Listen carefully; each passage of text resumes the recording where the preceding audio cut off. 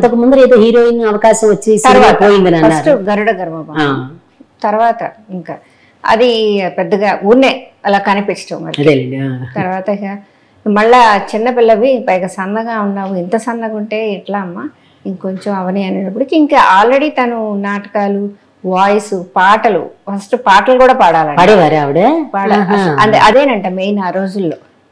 వాళ్ళే పాడుకోవాలి, వాళ్ళే యాక్ట్ చేయాలి, రెండు ఉండాలంట, లేకపోతే పెద్దగా ఇంట్రెస్ట్ చూపించేవారు కాదంట. సో రెండు ఆవిడ ప్రాక్టీస్ చేయటం.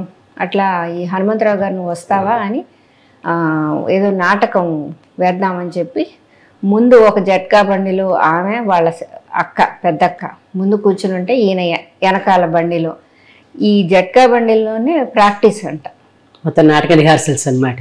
పాడటం, మాడ్యులేషన్ ఆఫ్ డైలాగ్స్ అన్నీ కూడా వాళ్ళు ప్రాక్టీస్ చేసుకుంటూ ఒక కళ్ళేపల్లి అనే ఊరు కృష్ణా జిల్లాలో, పెద్ద కళ్ళేపల్లి కూడా అంటారు కదా, అక్కడ మార్నింగ్ ఆఫ్టర్నూన్ ఒక డ్రామా, ఈవినింగ్ ఒక డ్రామా, మళ్ళా 9ంటికి 2 వరుసగా అలా. అయితే ఆల్రెడీ అక్కడ ఉన్న వాళ్ళందరూ చాలా బాగా ఉన్నారంట, ప్రాక్టీస్ చేశారంట. తనకి చాలా కంగారుగా ఉండేదంట, కానీ ఆయన బాగా ఎంకరేజ్ చేసి నువ్వు మంచి వాయిస్ నీది, పాటలు అవి బాగా పాడుతున్నావు అని చెప్పి అట్లా నీ ఎంకరేజ్మెంట్ మేమెందుకు కాదాలని అలా స్టార్ట్ చేశారు. దాంట్లో చాలా బాగా చేశారట. ఇక అట్లా అట్లా అట్లా ఇక ఎలా అయిపోయిందంటే నాటకాలు అనేది చాలా మామూలు అయిపోయినాయి బాగా. ఇంకా అసలు అన్ని కళా పరిషత్తులు, ఆంధ్ర కళా పరిషత్తు ఎక్కడికో వెళ్ళిపోయారు ఆవిడ. 3 years బెస్ట్ యాక్ట్రెస్ అవార్డు వరుసగా. ఇంకా కన్వీనియర్స్ కూడా వాళ్ళు 3 పేర్లు చెప్తారమ్మ ఇప్పుడు ఉంది. దాంట్లో వాళ్ళు అన్నారంట, ఇంకా నువ్వు ఒక లైఫ్ మెంబర్గా ఉండాలి, కానీ నువ్వు వస్తున్నావంటే యువతల వాళ్ళు భయపడిపోతున్నారమ్మా, నువ్వేం అనుకోవద్దు, లైఫ్ మెంబర్గా ఉండు, నువ్వు మటుకు యాక్ట్ చేయొద్దని. ఇంకా చాలా బాధపడుతూ ఇక తను ఊరుకుంది.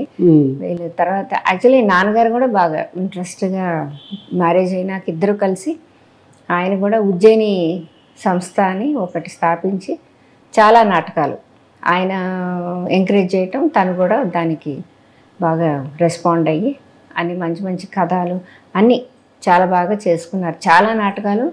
తర్వాత రేడియో స్టేషన్లో ప్రోగ్రామ్స్ ఆయన పేరు చెప్తా ఉంటారు ఉన్నాయి. ఇక్కడ విజయవాడ రేడియో స్టేషన్ బందా కనకలింగేశ్వరరావు గారు ఎక్కువ అప్పట్లో చేయించేవారు. ఆయన మొదలుపెట్టి చాలా నాటకాలు 7 years radio station programs. Actually తను ఈ నాటకం 3ంటికి వస్తుందంటే అందరూ గబగబా రెడీగా ఉండేవారట భోజనం చేసి. సండే 3 to 4 ఏదో తర్వాత మనకి మూవీస్ వచ్చాయి చూసారా, అలా అసలు అది విని అప్పుడు పడుకునేవారట మధ్యాహ్నం కాసేపు. అట్లా అంత స్టేజ్కి వెళ్ళిపోయిందంట. ఆ వాయిసే ఆవిడకి మెయిన్ అసెట్ అయిపోయింది, స్పెషల్ కదా, స్పెషల్.